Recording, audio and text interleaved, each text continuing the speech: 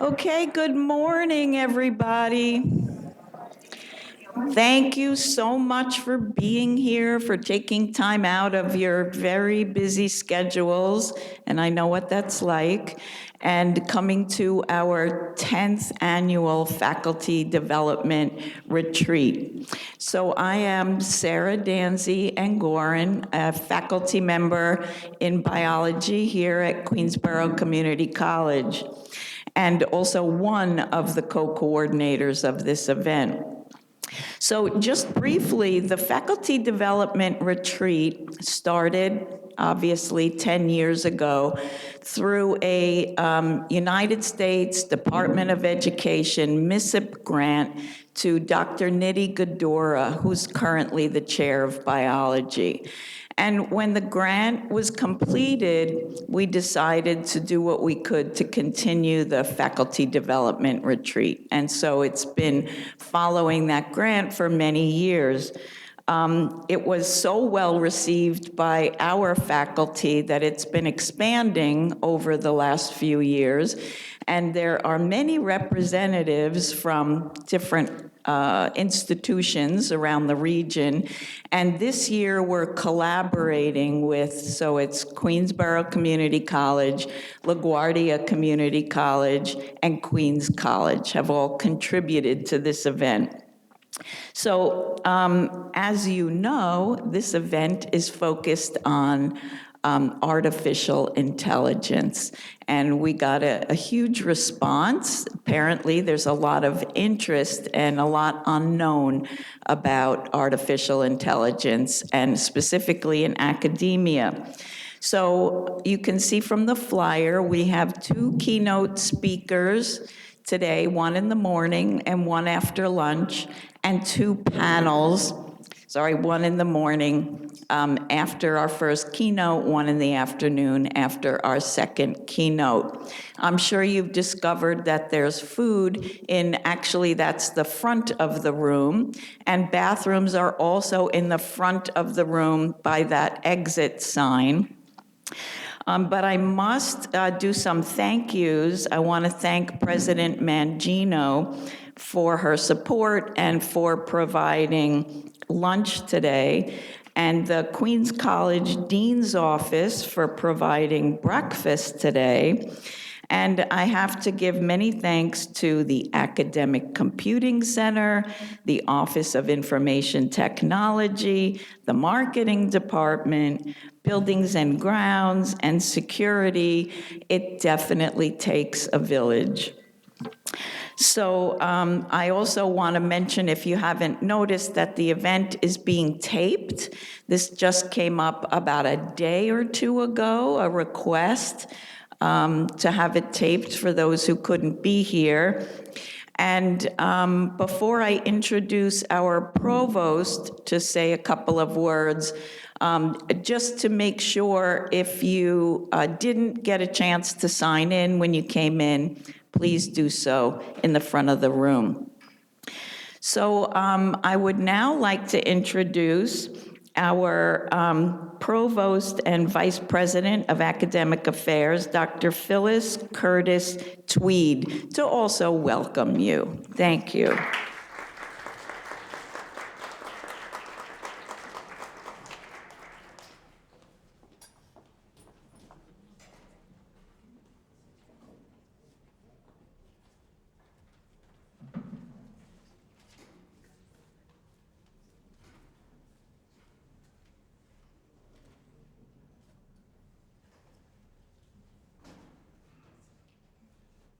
Good morning, everybody. It's really a pleasure to be here and to welcome you to this AI event, the Faculty Development Retreat, and a special welcome to our visitors to the campus from other CUNY colleges. I know we have a number of participants from many of our sister institutions, and we're very happy to see you here today. As you know, technology is ever-changing. And it's very, very difficult for us in education to keep abreast of the changes, much less have time to think about how they impact us in the classroom, how they can impact us in the classroom, and how they should impact is in the classroom. And when I think about artificial intelligence, I am reminded of the initial onslaught of the smartphone and how our initial response as educators was to basically try to ban it from the classroom. Don't bring your phone to class. Don't use it while I'm lecturing, that kind of thing, because we were concerned that it would detract from the students' attention and learning in the classroom, right? Well, that changed. And now in many circumstances, in many classrooms, we're able to actually make use of the smartphone within our classes. Similarly, when it comes to AI, many of us think we know how it should not be used.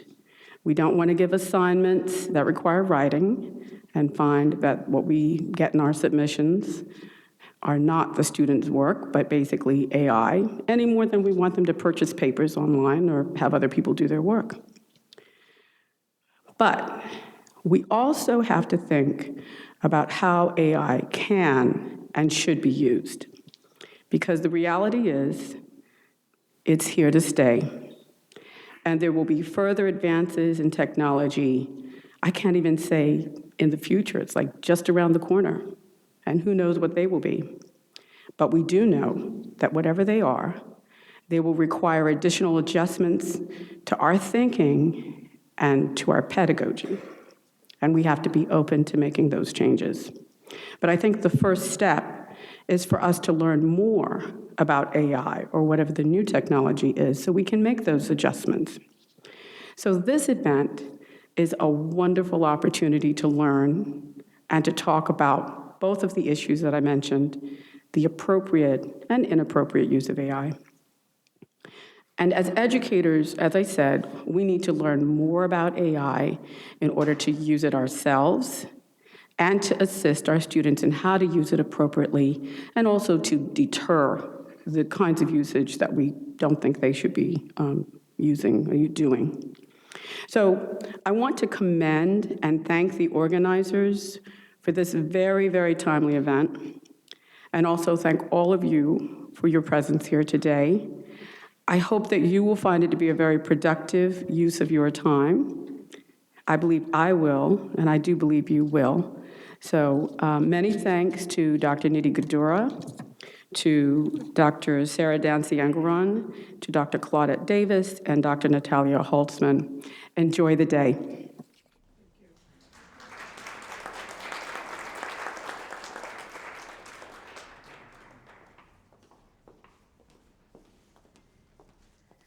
Good morning, everyone. It came to my attention from my colleague at LaGuardia. If you've never been to LaGuardia's campus, it's relatively flat. Walking up this hill this morning it really tests your cardiovascular strength, but a beautiful campus. And I'm happy to be here this morning with you all to introduce our keynote speaker for this morning, Dr. Dara Byrne, who's a transformational leader who currently serves as the 4th Dean of William McCauley Honors College, one of 25 colleges in the City University of New York system. Representing a new generation of academic leadership, Dr. Byrne currently demonstrates her passion for higher education as a place of opportunity and transformation.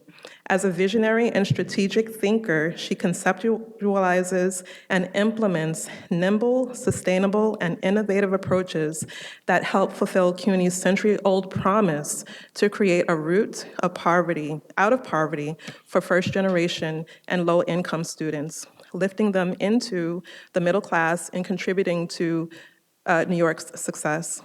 This is evident in her 2 decades of experience as a professor, researcher, and higher education leader with expertise in developing innovative and enterprising student success programs.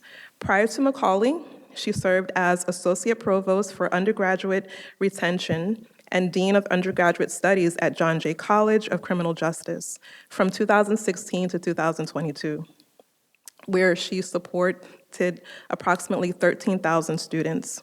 As Associate Dean, As Associate Provost and Dean, she developed several student-focused initiatives that are credited with raising the college's graduation rate by 16% in 5 years. Her nationally recognized work, programs using artificial intelligence, are credited with boosting John Jay's senior graduation rate by 32%. Dr. Byrne advocates for the positive use of machine learning to address society's greatest challenges.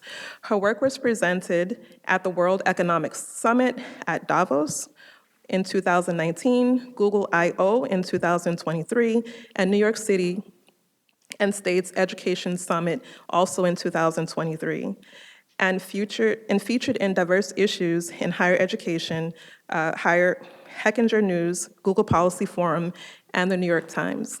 It is my honor to introduce Dean Dara Byrne.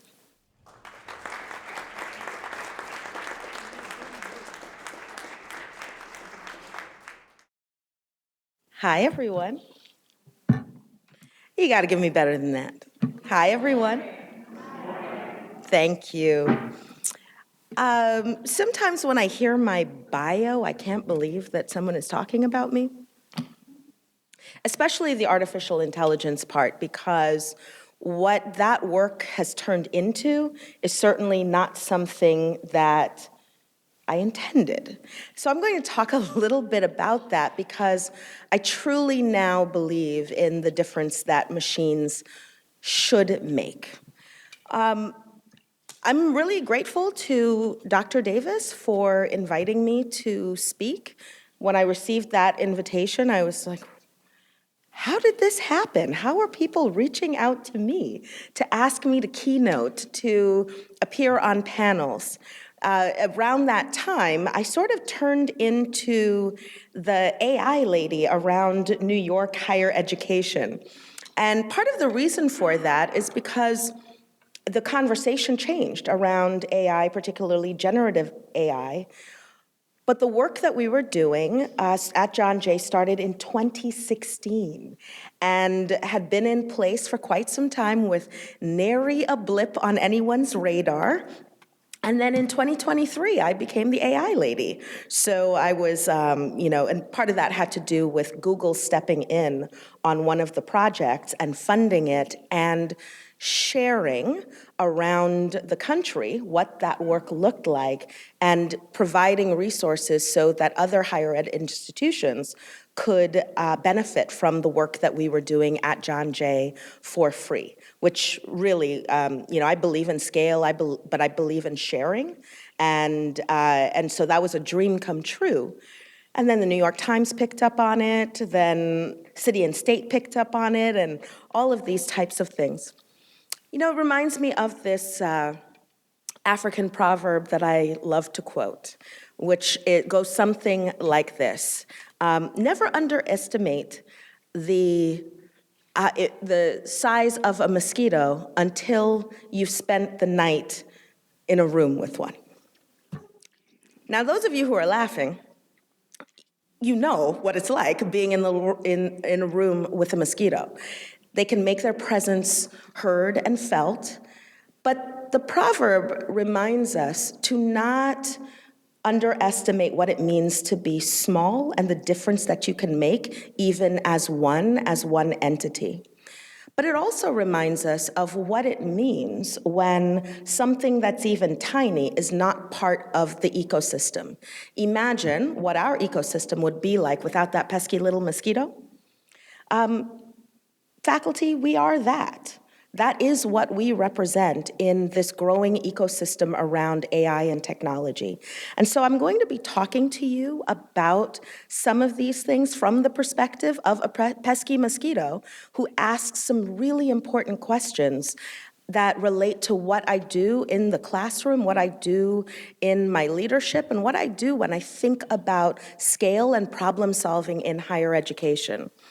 Before I begin, I just want to make sure I say a super thank you and a shout out to, from Queens College, Dr. Sarah, where are you? Yes, thank you. Dr. Dancy, Dr. Gadura from Queens College, Associate Provost Holzman from LaGuardia, Dr. Intezari, and of course, Dr. Davis. Again, thank you for giving a microphone to a pesky little mosquito so that I can continue to talk about what it means to have this opportunity to leverage tools to make a difference in the way that only faculty can do.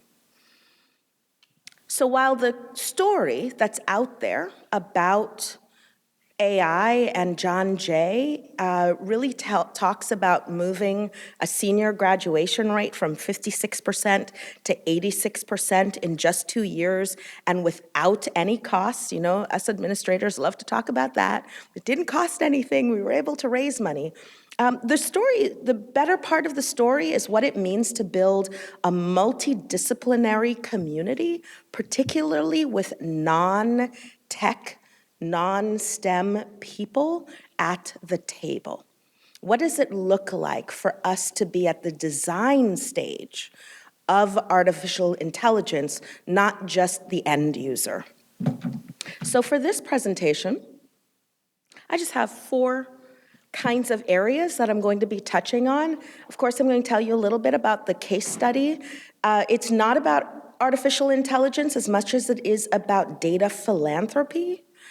What it looks like to experience designing for a more just society, some of the lessons learned from collaborative AI, which is slightly different from generative AI, and I'm going to explain more about that, and what I think of as a faculty-led responsibility, not a burden, a faculty-led responsibility.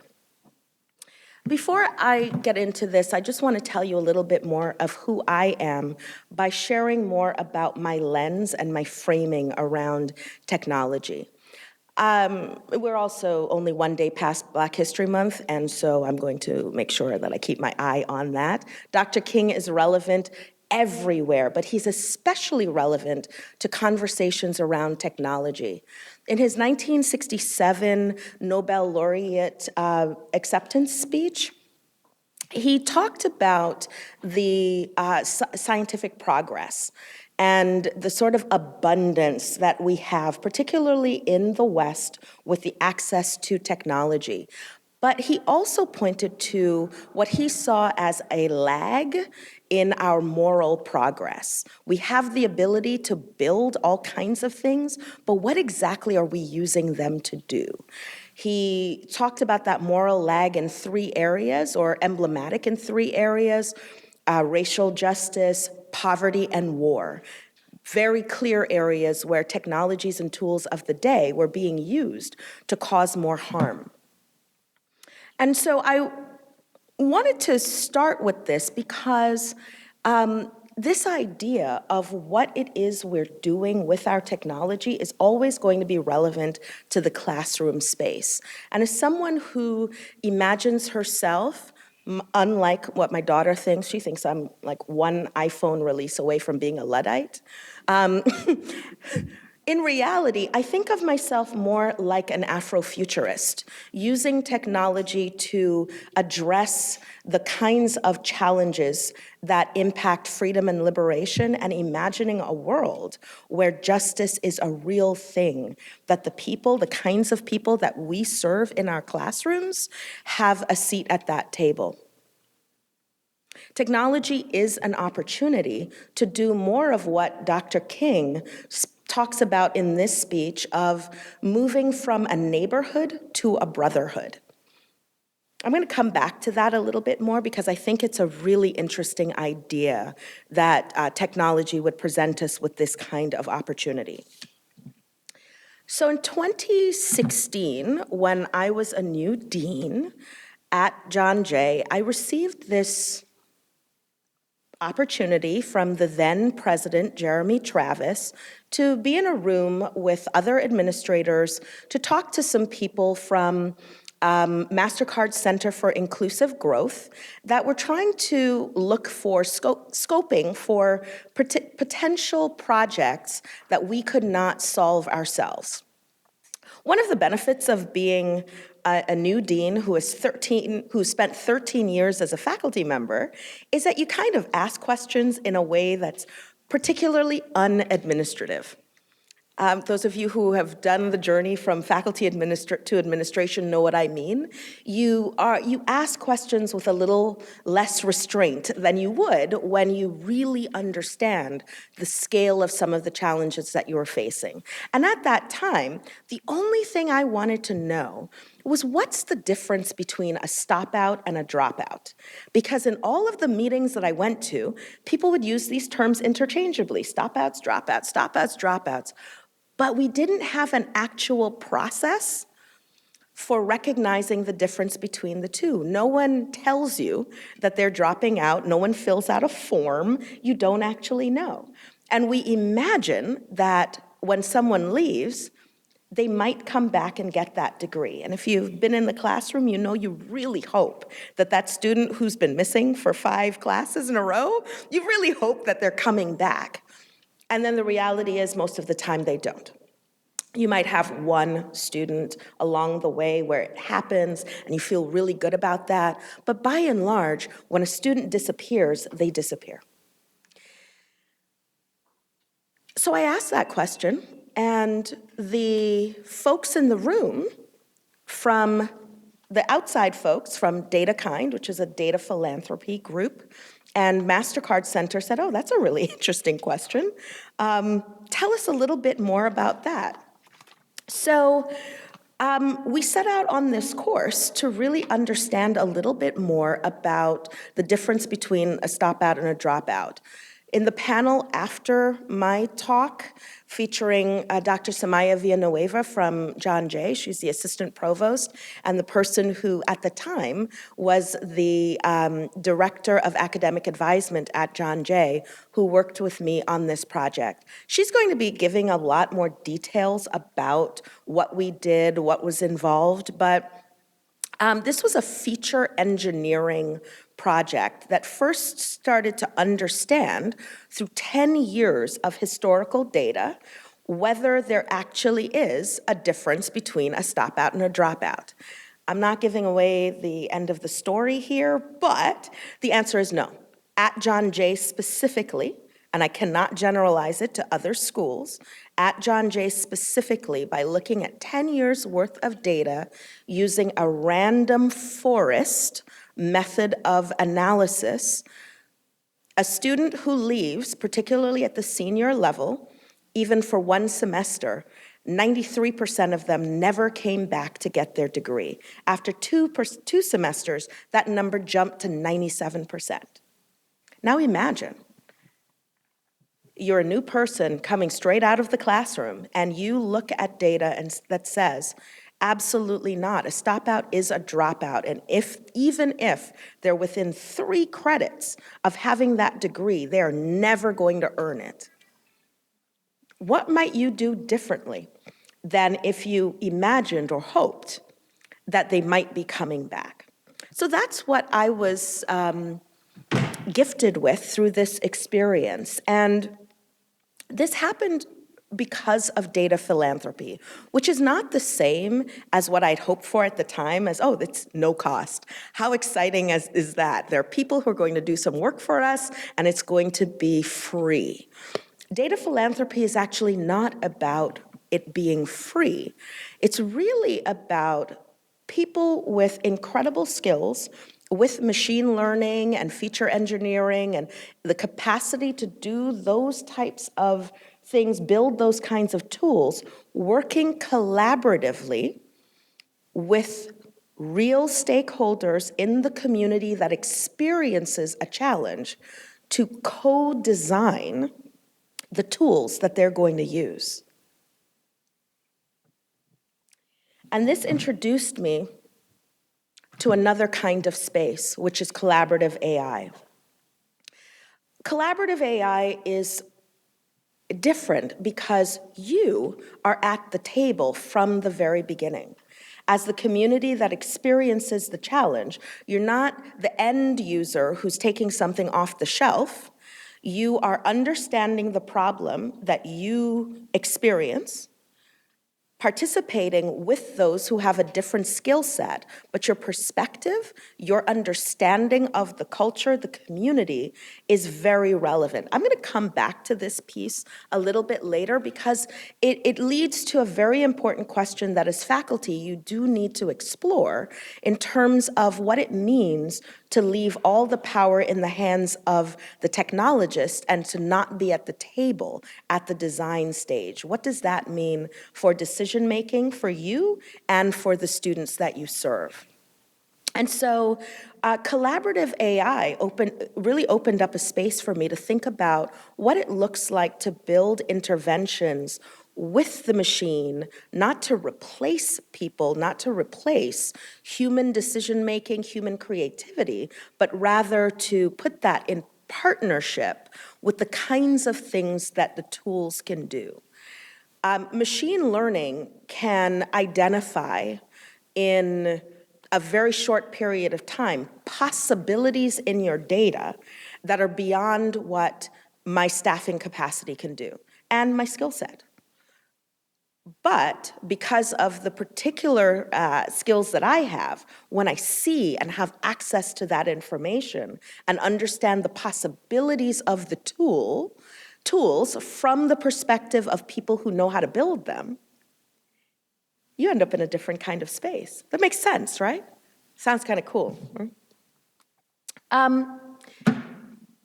was going well with this idea until a former student of mine, who's actually the first mentee that I ever had at John Jay College, John Cusick, he dropped by. He's now a staff attorney at the NAACP Legal Defense Fund, and he dropped by to say hello. He was on a panel about law school at the college, and he's like, oh, wow, you're a dean now. Tell me what that's like. So excitedly, I'm telling him about artificial intelligence and what we're doing, and he said, oh, that's interesting. So what's the difference between what you're doing and what the NYPD is doing with predictive policing?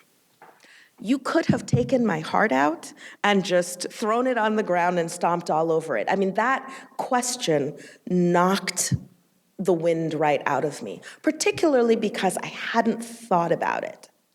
And that's an important caution for you as we excitedly move down the path about asking deeper questions. This is John Jay. A John Jay student could be in any of these. Actually, these are John Jay students, particularly because at John Jay, an institution that is deeply committed to questions of justice, our students want to understand more about how they can make a difference, regardless of which way they imagine being on the front lines. But in order to make that difference, they also do need their college degree. So that question of what is the difference between what I'm doing and predictive policing was really personal, coming from an institution so focused on justice. This is the landscape, if you will, around predictive policing.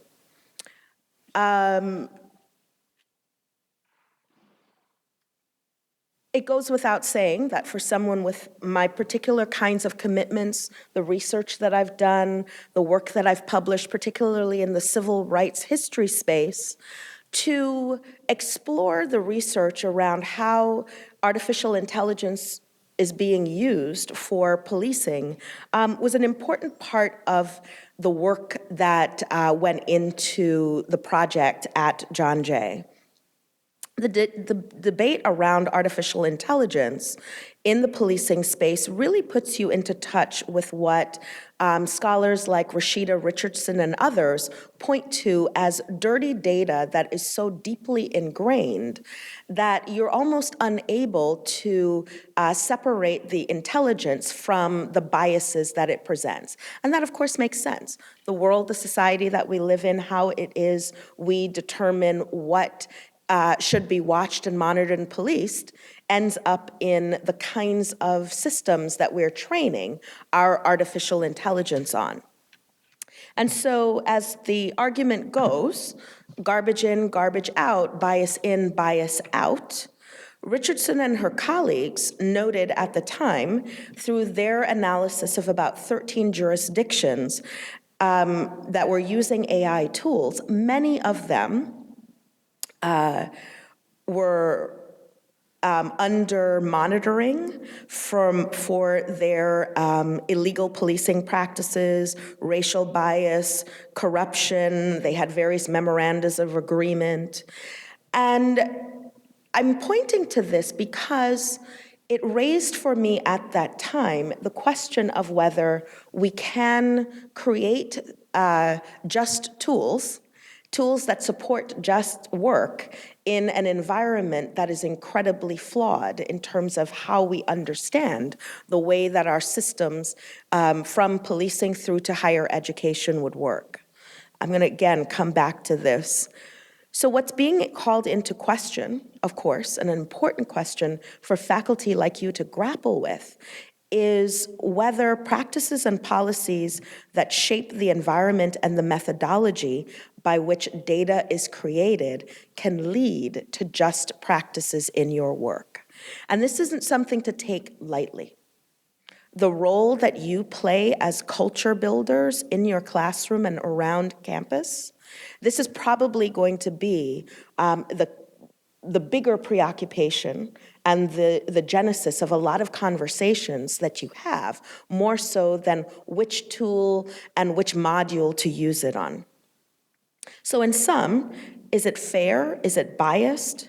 And is it the future that we want? 2 years ago, the Legal Defense Fund and my mentee submitted a response to the National Institute of Standards and Technology, the NIST, their proposal for identifying and managing bias in artificial intelligence.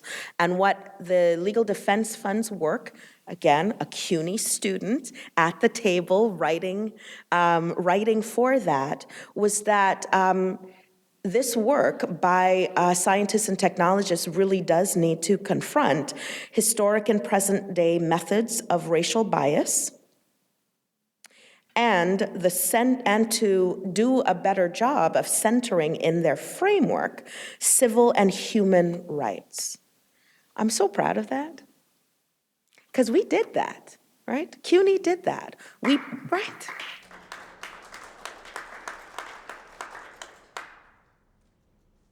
So as you know, or you should know, most technologists data scientists working on the tech side in particular, are kind of guided by an ethos, if you will. Their ethical code says, we build the tools, we don't tell you how to use them. But what we know now is that to the extent that you can put forward possibilities akin to interventions that benefit or harm all, it's helpful to really think about the work that we're doing, the work that we're about to do, or even the case study from John Jay as a really great example of what happens, what is possible when you enter into the design stage with the right questions. I'm starting to write a little bit about this, particularly because there are limited voices out there, especially coming from public higher education with the kinds of students that we serve. So again, I'm the little mosquito in the room on panels and in conversations with folks coming from institutions that do not have the students or the commitments that we have here at CUNY. And so I'm asking these questions about how we design to close equity gaps for the most vulnerable. What does it look like to provide an open source and sustainable strategy to get there?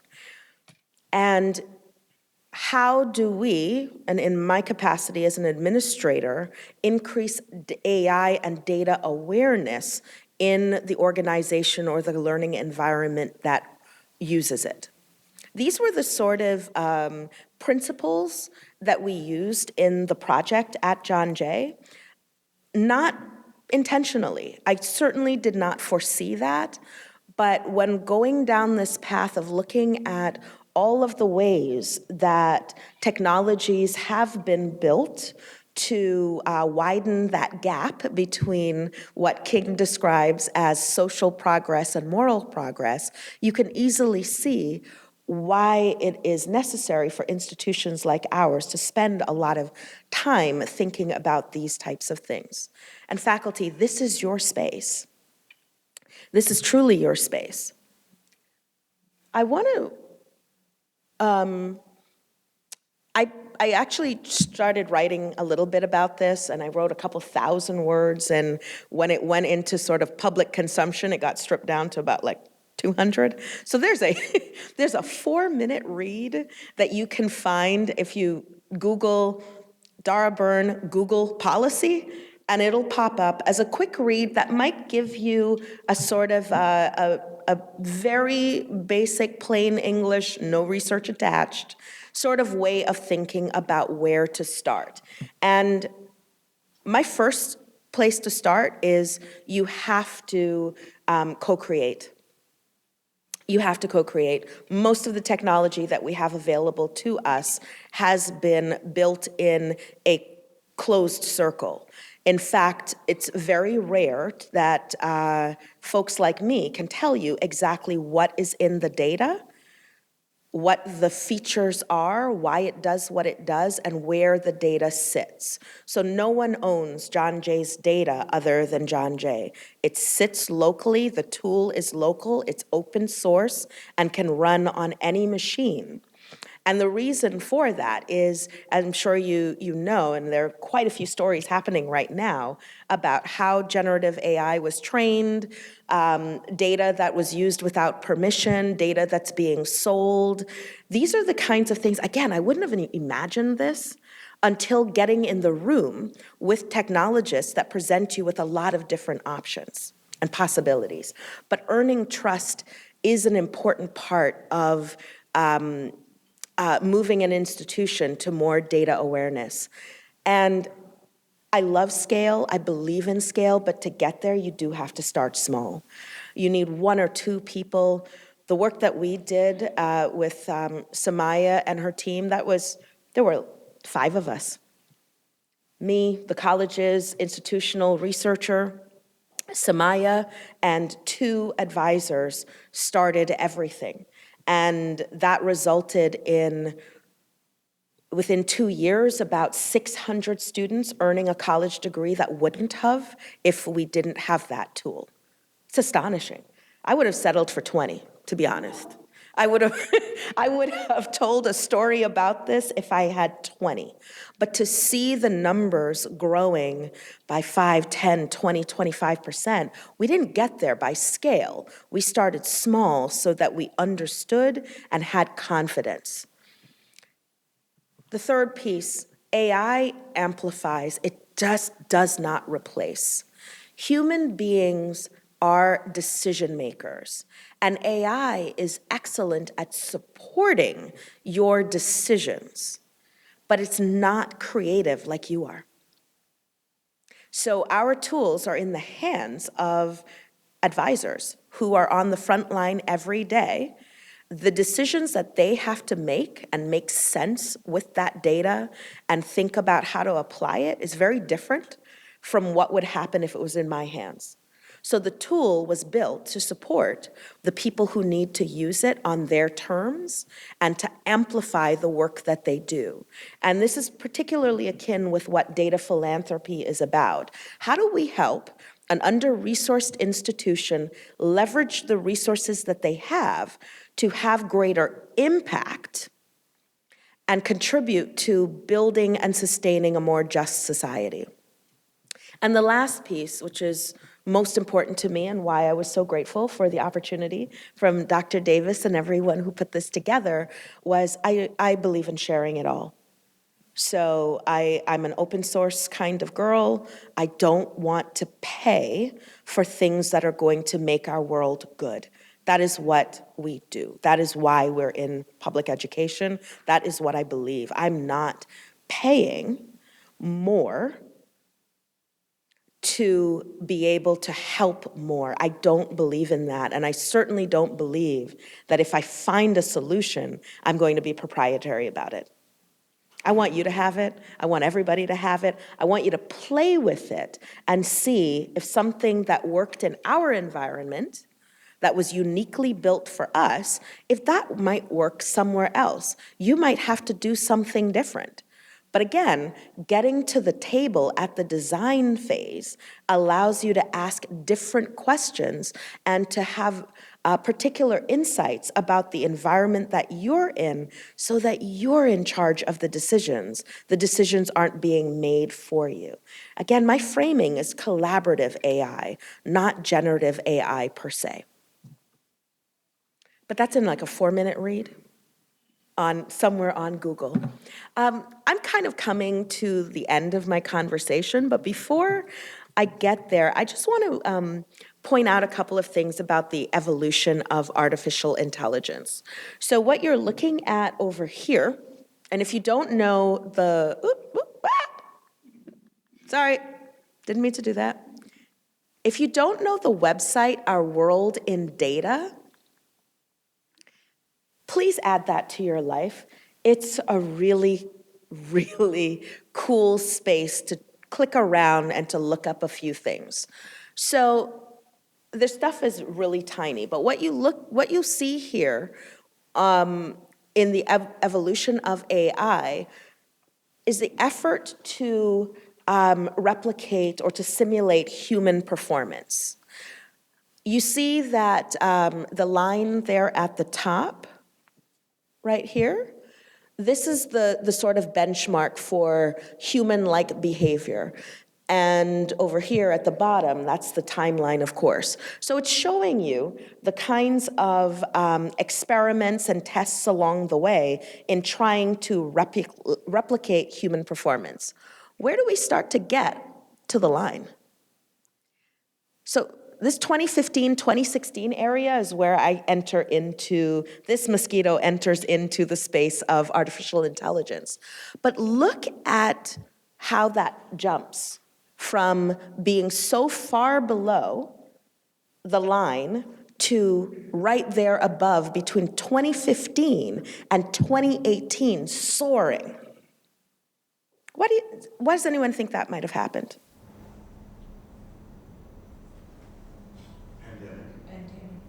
No, this is before the pandemic. Yes? The collection of data that the machines finally were able to reach, like it reached some kind of turning point where it had enough data that it could figure it out? Yes, that's one half. And then the other half is that the money changed. The private investments in moving AI along changed dramatically around 2015. Again, the abundance of science and technology, the abundance of progress, and the gulf between moral progress. So what we see is that there is a heavy investment that has moved artificial intelligence along in a very short period of time. It's not just a breakthrough for the sake of a breakthrough. Attention has been poured into this, particularly because of new innovations. But which technologies are designed by whom will be one of the most important questions of our time. Who is getting that money to build? Who got that in 2015 to 2018 that took us over the top? These are really, if you're thinking about what you can do in your classes and with your students, that's a really interesting research question. Where did that money go? What were they looking at? The supercomputers around the country, what questions are they being used to answer? And what comes out of those questions, and what sectors or industries do they go into? One of the best things on this website, seriously, Our World in Data, I love that page, that website. It looks at this sort of trajectory of technology. And one of the most disruptive technologies that they point to is actually the refrigerator. One of, right. We talk about the iPhone, we talk about the internet, we talk about all kinds of things, but they actually point to the refrigerator, and specifically what happened to women as a result of the modern refrigerator entering the household, particularly the number of hours that were once spent on kitchen tasks that were repurposed for other things, and how that overlaps with the labor market and the entrance of women into the labor market. Now, I know I'm in a room full of academics, and you could point to 15 other things and argue me down. That's not the point. Thank you, scholars. What is the point here is that technology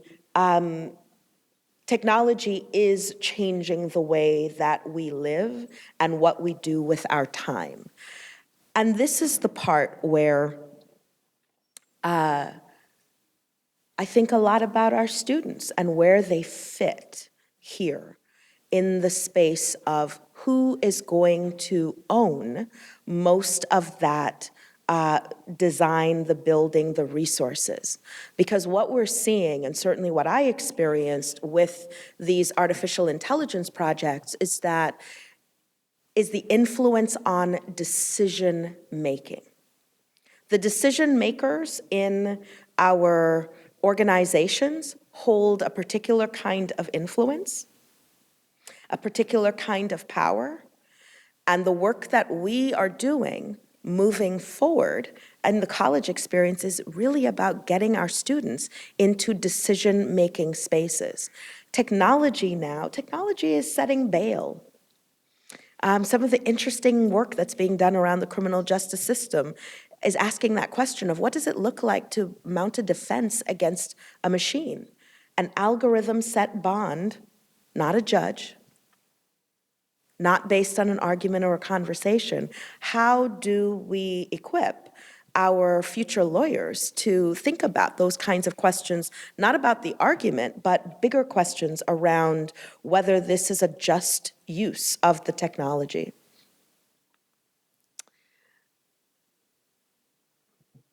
Karen Kaplowitz, who's the Faculty Senate Chair at John Jay, said to me once, many years ago, she probably wouldn't remember that she said this, we were talking about student success.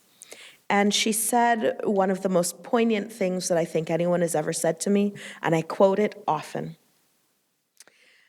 The success of our students depends on the success of the faculty who teach them. The success of our students depends on the success of the faculty who teach them. Many of our students can't even imagine their lives without the internet, even though we know that the technology is still young and only about 60% of the world has access to the internet. Your job is never about giving them access to the internet, but rather about what they do when they get there. So what do we do when you don't have access to the design questions? What do we do when you don't have access to artificial intelligence? What do we do when you don't have the space in your day-to-day lives on your campus to meet and speak and explore and play with the tools? You are their gateway to success out there. And so I'm really eager as we look at a room full of faculty that are going to have opportunities to think about and have exchanges with each other around artificial intelligence beyond dishonesty or beyond detection software. How might you help to answer questions of what are the metrics of fairness of collaborating with AI in the classroom, for research, for work with each other? How do you talk about the importance of transparency of data? Does it matter if you're using tools but don't know the source of the data? You ask students to write papers all the time and identify their sources. But the tools that are available to us now, we might not know the root of that data, whether it was coded properly, whether it is clean data, whether we're replicating bias. I'm really curious about what faculty across different disciplines might do and think about that, and how you might incorporate that into your work with your students. An important space is to also clarify the sort of difference between code choices and policy choices. And what I mean by that is that the tech can do certain things and the technologist can design it to do certain things. That's not the same as the decisions on how you use it. I'll give you an example. The second AI tool that we built at John Jay looks only at transfer students. One of the things that I experienced when I was at John Jay was year after years and years of data that showed that many of our transfer students wouldn't fare well by the end of their first year. We would have a high dropout rate amongst transfers, not necessarily because of their GPAs, or if there was a GPA issue, we wouldn't find out about the GPA issue until the second semester, when the student had already experienced alienation, a sense of not belonging, a sense that maybe they weren't ready, and all of these kinds of things that, if they aren't disrupted early enough, leads someone to believe that they can't do something.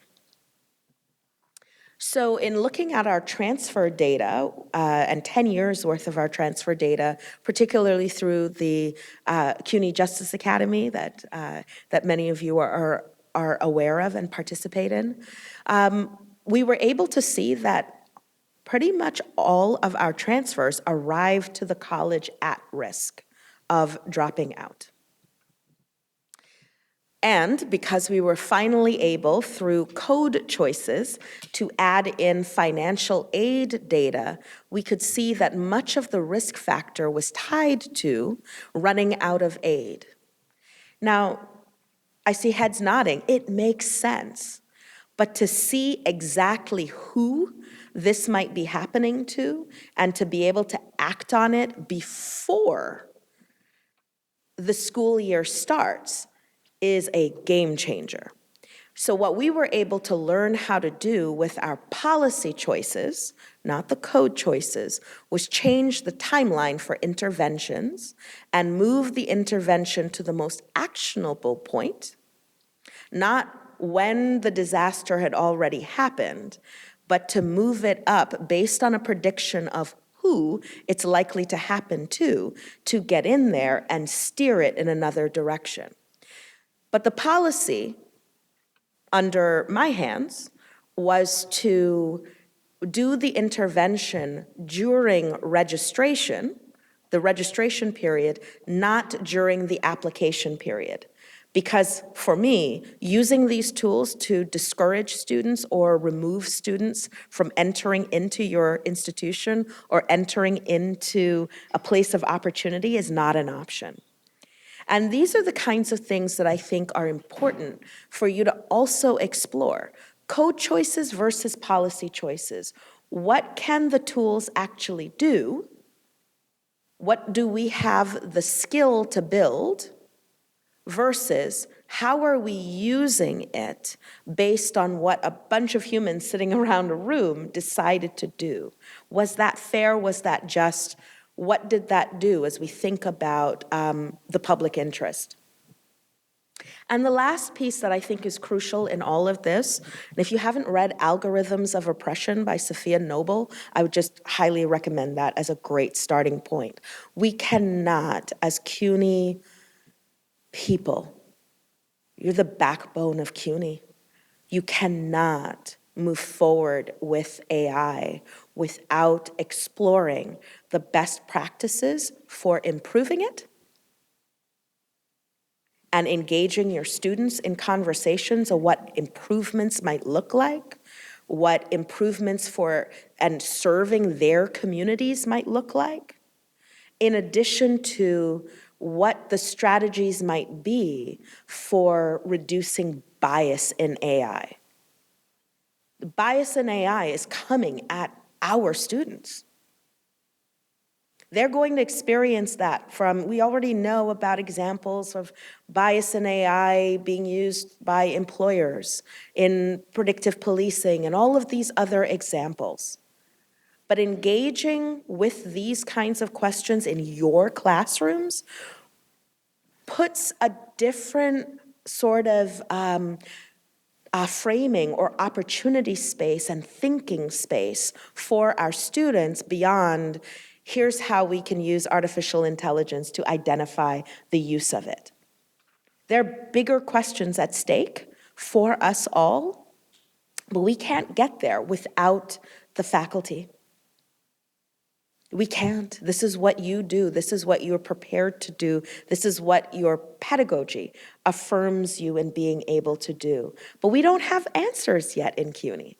I'm sure we will come up with all kinds of policies and so on, but we still rely on the faculty to make sure that our policies are sound, that our policies leave space for you to be critical, leave space for you to challenge them, leave space for you to create in the way that your disciplines and your commitments allow you to do. So here's what it looks like for me at Macaulay now. So I'm at another CUNY college. I'm not currently thinking about technology in the sense of technologists at all. I'm actually thinking about the people who, like me, I'm a rhetorician, communications background, English background, sociology background. I really normally would not be in this conversation if it weren't for an accidental opportunity that landed in front of me. But now that I'm here, what I'm really eager to do is open up that space of data and AI for all. So most recently, I've got the opportunity to play around with a supercomputer. I'm like super excited about this because it's like, how cool is that? Hey, I'm doing research on a supercomputer. But instead of doing my own work on it, I'm asking an institutional question to Macaulay. What would you ask a supercomputer and why? So if you had a crack at one of the fastest machines in the country that could process more data than you can think about, public data, data that's FOIA-able, what would you ask and who benefits from the question that you're asking? So I did an information session and a conversation with staff, students, faculty about this. It was fascinating. Number one question was actually about the rats in New York. We got to solve that. We've got to solve the rat problem. Lots of questions about what we could know about the vector relationship of rats and disease. That a student said that. I was like, wow, that's awesome. What can we learn about trash? Some wanted to know about what we could learn from our water systems and addressing health challenges. These are exciting things to ask. Executing it is another part of it, but I'd be curious with your students, with each other, if you could use machines to answer something, because once you have an answer, like I did, what's the difference between a dropout and a stopout? The answer is nothing. They never graduate. Then you have the ability to do something and build a machine that helps amplify your impact on that. So the question and the solution are going hand in hand right now because we have machines that can impact our challenges. But again, that gulf between moral progress and scientific progress That's the space that you belong in, okay? The other one that we're doing is with data storytelling, particularly looking at our non-STEM majors, students who would say, oh, I don't do math, I don't have anything to do with data. Their career pathways are going to be disrupted more than anyone in the next year or so. So that comfort, and I know the provost speaking in the afternoon, and the keynote is going to be talking about some of these things. Really thinking about what we are doing with our data literacy, the confidence and comfort that non-STEM people have with data is crucial. So we did ours as a data storytelling. There are people around the city that have whole jobs where they tell stories with data, kind of like the Our World in Data website. So we built an experience in the summer, in the winter around this, taking students on an experience, meeting folks like Larry Buchanan at the New York Times, who is their data visualizer and writes narrative explaining what the data says to everyday people. Meeting folks at Salesforce who do these kinds of things, as well as teaching students Tableau and giving them the opportunity to tell a data story, because that's where the insights are. The data are numbers, but as humans, we live in a story world. We tell stories all the time. We make decisions based on the stories that we tell. Those of you who are in the room that are on the narrative side of the disciplines understand what I mean. Narrative is so important. So this idea that non-STEM students don't belong here, I'd love to disrupt that, as well as those experiences for our faculty. It was a runaway hit with our students, particularly seeing that there are jobs out there that connect to the kinds of skills that they're learning in the humanities and the social sciences, but didn't know what you could do with those very skills connected into this space. Before I conclude, I just want to underscore a couple of things. I know that the temptation with artificial intelligence around the country and back is to think about the ways that we can use tools to make our lives more efficient. How can I get time back if I use a bot or a tool to help me with the task? Sure. But that's not the lane for our faculty. That's not even an intellectually interesting question for you. And that is not the job of education. Education is not about the efficiency questions, right? And so that kind of brings us full circle to Dr. King's lecture, in which he said that the function of education is really about critical thinking, being able to ask and answer the big questions. And so if you think that education is about exploring the efficiency of tools, that may prove to be one of the biggest menaces to our society. It's amazing how full circle we are from a 1967 speech to now. But I have really great hope about our faculty here at CUNY in being able to ask and answer the bigger questions as you always have. And this is no different.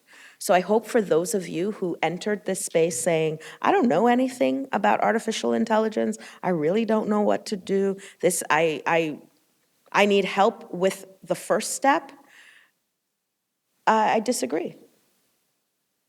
I disagree.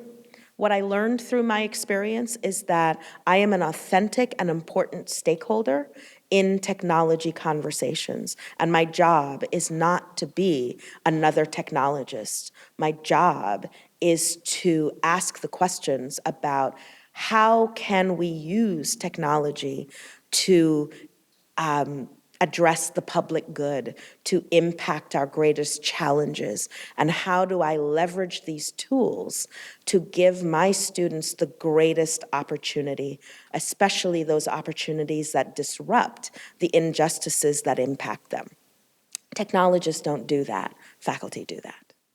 Thank you.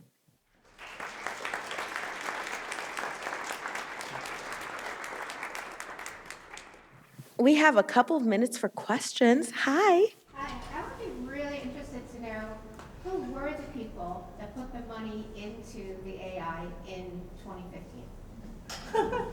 So you want me to do the research for you? You want me to tell you the answer? Well, I mean, there must be 2 or 3 main people that come to the top when you do the research. Yeah.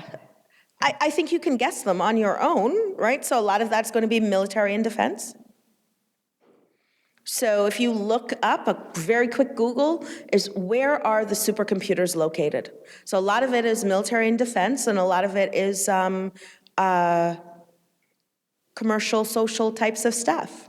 So you do have your Googles and your Facebooks that, or sorry, what are they called again? Meta, right? Mining a lot of data and using it for purposes that we all enjoy, but there's a lot of data in there. So the investments for tools that benefit the people down the street, that's a good question to ask. There's a lot of investment around healthcare, of course, and research, great, but some of the big stuff is for private interest. And it's a great exercise to do with students. Yes? Can we get access to the John Jay design of advising an AI? So I would turn that over to the presidents and the provosts of the colleges, but yes, it is open source, and if there are any schools that are interested in hearing more, Samaya at the back, she's going to be speaking about this, but yes, it is open and out there.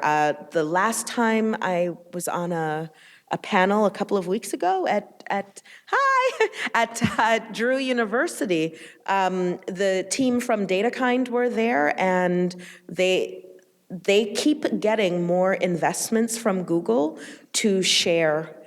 Again, the issue, because I don't have ego in any of this, the question is it replicable?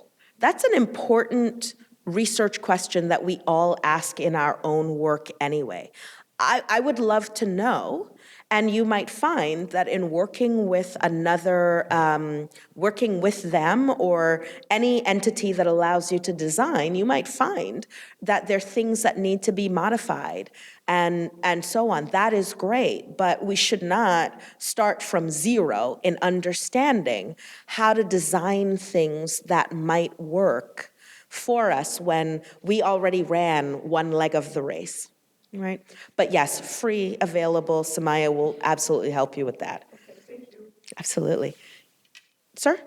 So how do you explain the difference between data philanthropy and data democratization?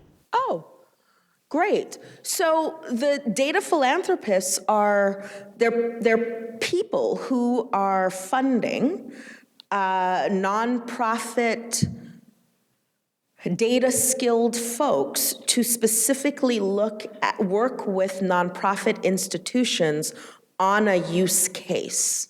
So democratizing data is all of us having access, having more transparency, but it's not necessarily rooted to a specific problem or project. So when Amnesty International is having a challenge understanding the benefits of the work that they're doing in particular kinds of areas, they have 3 people in their data unit, but they can't possibly do a 20-year study, much less figure out if there are other ways to deploy their resources.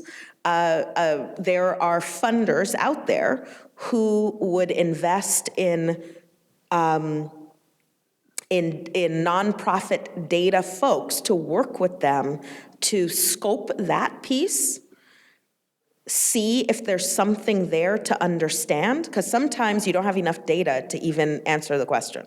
And that's an important thing for you to know, is that the methods that you have, the amount of information that you have, you cannot use AI in order to address it.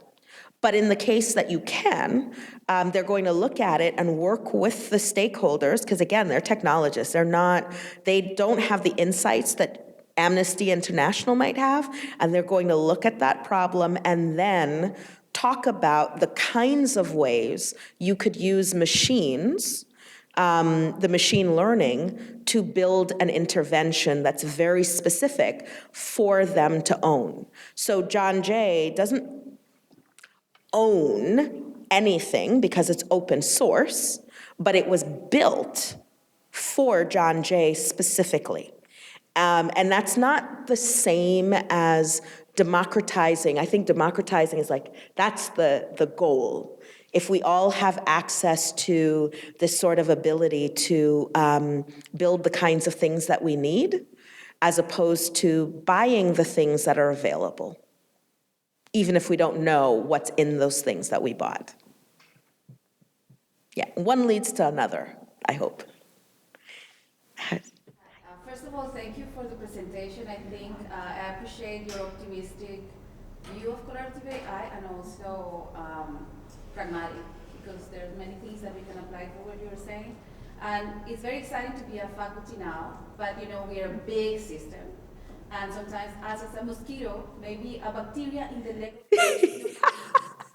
How you can, if you have any advice on how we as faculty, we're just, plain faculty, teaching our classes, and we have very small but big ideas on how to implement AI, how we can get through effectively to our administrators to be able to get support. So, it's a great question. I've been thinking a lot about this, particularly in terms of what I can do in pursuing grant opportunities to create these sort of a faculty hub around this, so that you can get together in communities and have exposure to different kinds of technologists, data philanthropists, and have the experience of that what would you ask, what would you want to do, and the possibilities around that.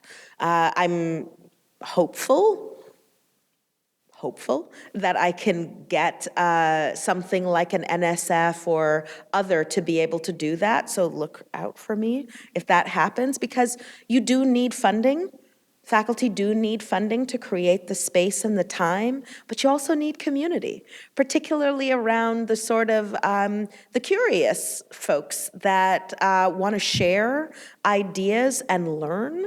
So I think that's important. I can't speak for the wonderful provost here or anywhere, but I can't imagine that our leadership, our academic leadership, aren't thinking about these types of things. But it's just exciting that you're even asking that question of how do we get together to build together and explore. Hi. Hi, and thank you, Dr. Byrne. Thanks for your talk, sharing your knowledge and experiences. You mentioned with Dr. King and calling it an education spot, critical thinking. I think we all can agree about that, not efficiency. But I think the problem a lot of us have is our students look towards efficiency rather than critical thinking and how it's going to benefit them. So I guess I hope we can talk about that, some of these ways to approach it with our students, that they don't just look at for efficiency. Absolutely. That's a great thing to explore, because, many of us use tools and don't even know where our data goes and what happens with that data and how it's leveraged for other things. Does it matter?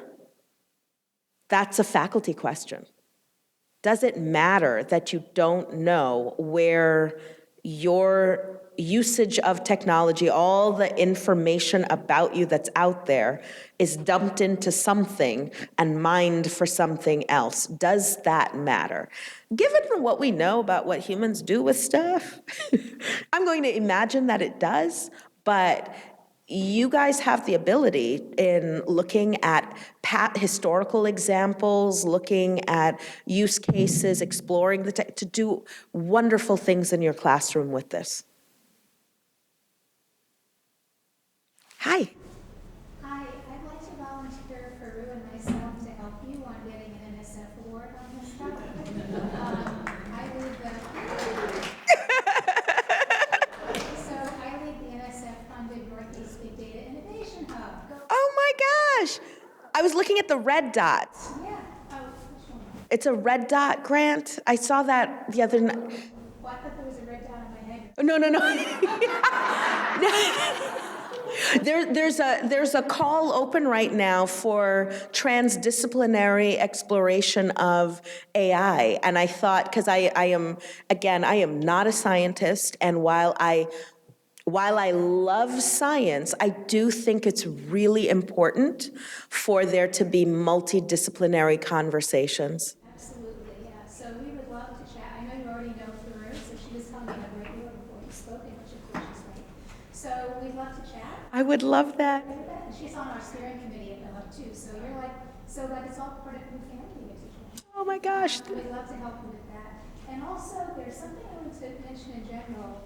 The government has a National Artificial Intelligence Research Resource. They call it NAIR. Like, anybody remember NAIR? Any of them? Yeah.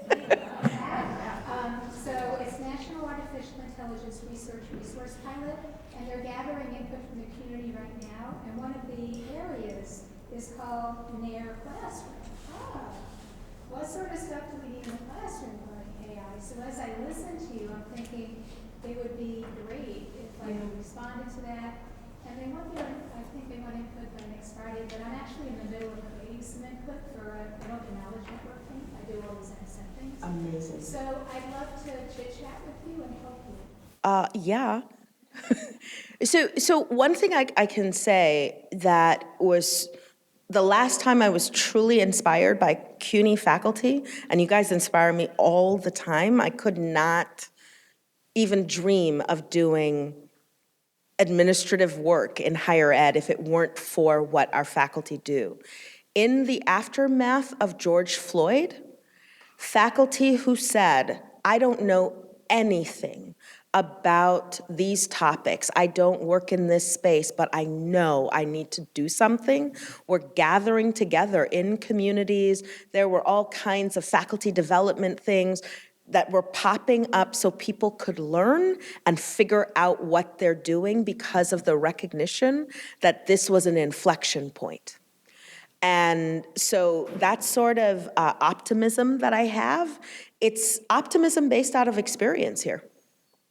You put some faculty that are not told to be there, and certainly not in faculty development that wastes your time, but faculty that are in spaces connecting with each other and others to be free to do what you do, it's truly transformative, and I thank you every day for what you do for our students. I would love to talk to you because these guys deserve everything. Thank you. Thank you, everyone.